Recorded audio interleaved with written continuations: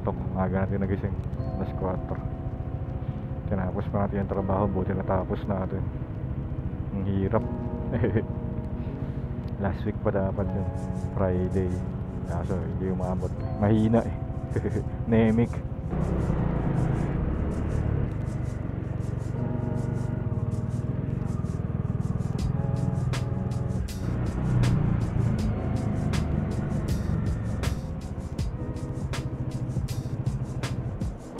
Go, enjoy. Okay, tayo naman papasok. Samahan nyo lang ako. Doon tayo dadaan sa dati. Sa, anong tawag ito? St. Luke's BGC. Okay, Dusit. Dusit Tani. Hotel Nico. Yun, Hotel Nico ba yung pangalan niyan dati? Nabot pa tayo ng stoplight. Tagal tayo na bakante. Hindi kasi tayo nakapag-motor. Dami kasing trabaho. So hindi tayo nakabawi nung nakaraan na hindi tayo nakapag-upload. Sabi ko babawi tayo. Ganun pa rin. Lalong napalala. Imbis na bumawi, hindi nag-upload. Try pa rin natin pagka ano. Itong week kasi alis kami 2 days. Hindi ako magmamotor. Gano lang. Commute. Ano lang naman, dinner lang. Birthday kasi tsaka anniversary. Tapos mag ganon, trabaho ulit. Sana makabawi.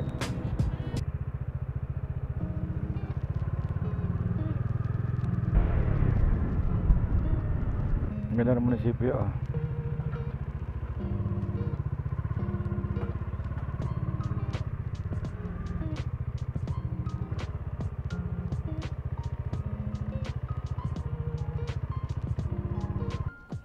Vape lang tayo dito. First time ko pa makapunta rito. Dati dito ako nung bago-bago tong motor natin. Nung hindi pa ito nag-ooperate, pinapasok ko siya. Umikot lang ako dyan sa loob. O ayaw ko nag-ooperate na sila noon, or maaga lang ako pumunta. Pero alam ko hindi pa sila nag-ooperate ng dati nung pumasok ako dito. Ikot ko kayo dito. Wala rin naman tayong ginagawa. Kaysa nakatambay tayo rito at least ikita nyo.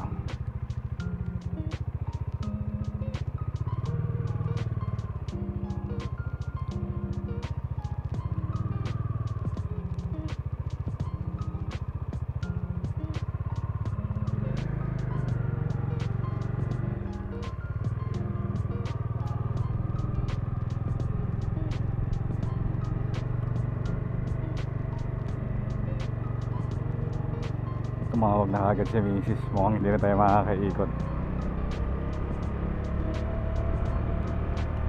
Hello? Kaya na andali lang.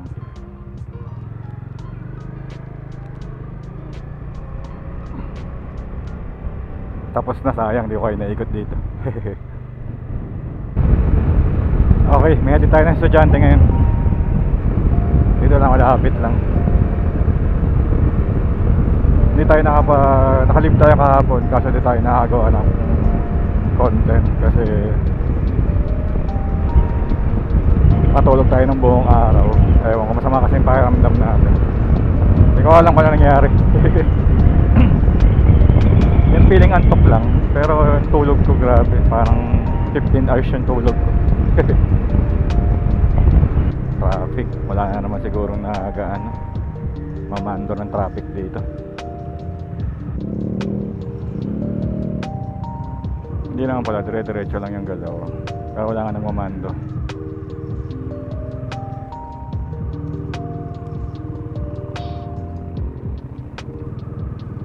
Pero walang traffic dito.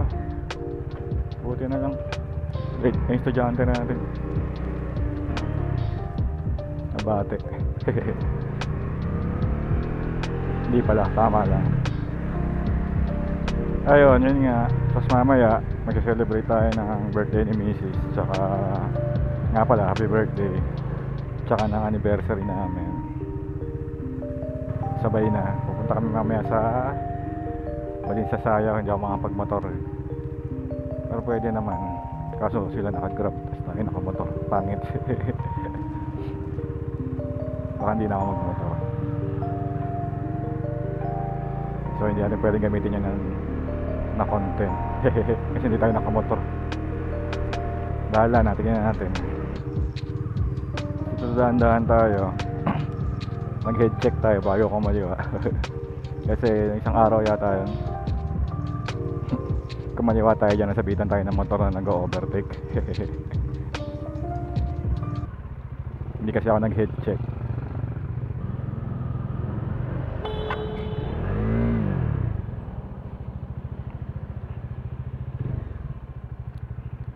Tinamaan ka?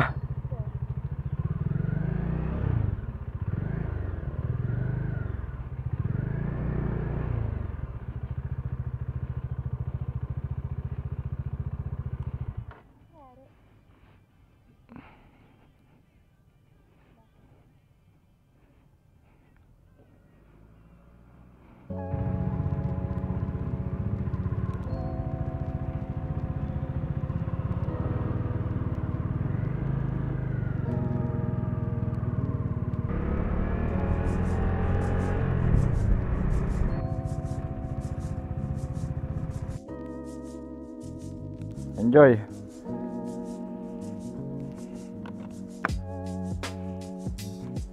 Ayun, so sabi ko na nakaraan, babawi tayo dahil tagal natin hindi nakapag-upload simula nung nabangga tayo. Hanggang ngayon hindi pa rin tayo nakakabawi. Dami rin kasi trabaho. So paumanhin. Ayun, babawi tayo sa upload. Sayang yung kahapon kasi nahalib kami, parang stay home lang, relax lang, kaso tulog naman ako buong araw. Sana pala nagmotor na lang kami ni Macy's para may content. Mango, sarap nyan, bagoong.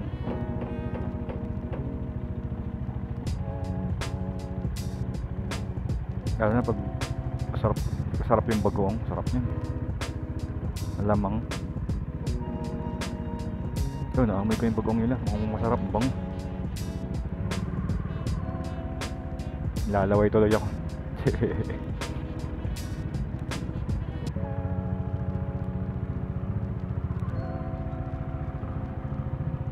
Panangin natin si ate, may singit siya sa kanan eh. Ang gandang helmet niya, no? Kulay violet. Ibo. Isipin ako kumuha ng bagong helmet eh, ano kaya? Kasi magka 5 years na tong helmet natin. Pero wala tayong budget na pang ganitong helmet. Nasa parang 10 to. Sana naman kahit mga 5 lang, ganyan.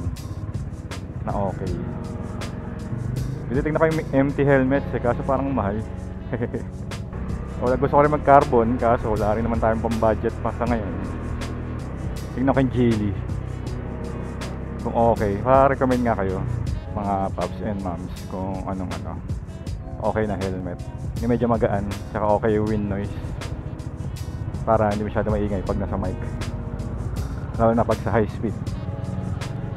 Ano lang, full face pa din kasi niisip ko kasi bala ko talaga yung yung modular, kaso nga lang baka magka-problema tayo sa camera saka sa mic kung itataas. Pero tingin ko hindi naman, pero mas okay, mas komportable pa rin ako sa full face kasi isa sa mga unang ni-research natin yan yung safety. So isa natin nakita na yun yung pinaka-safe, full face talaga kasi mataas yung percent ng jaw injury pag na-aksidente. So ayun nga, yung aksidente, yung jaw injury mataas. So sabi nga ng mga na-research natin dati, yung full face yung pinaka-safe. Modular, okay lang naman yung modular, kaso nga moving kasi yung part na yun, baka umangat kung aksidente ka. Pero pag yung may nakita ko na ano na aksidente siya, naka modular, di naman umangat.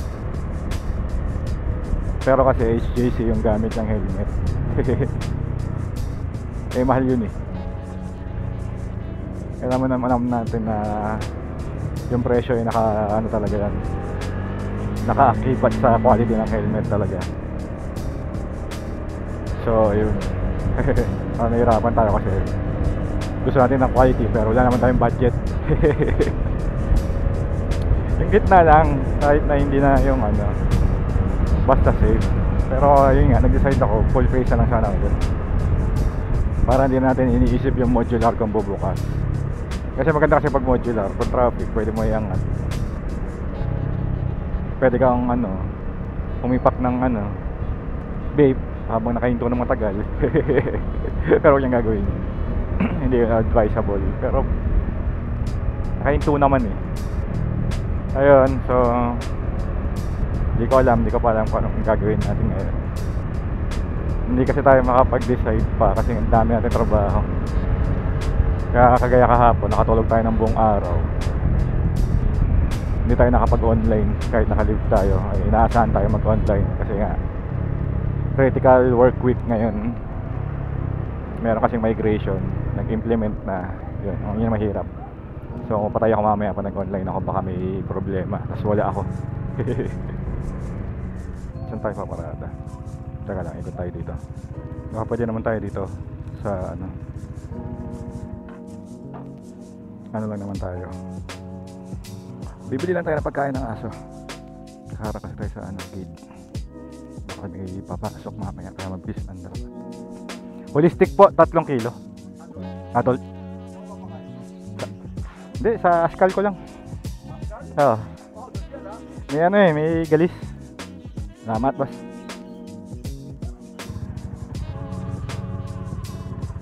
Okay. So, short vlog lang. Thank you na matindi. Hanggang sa muli. Bye-bye.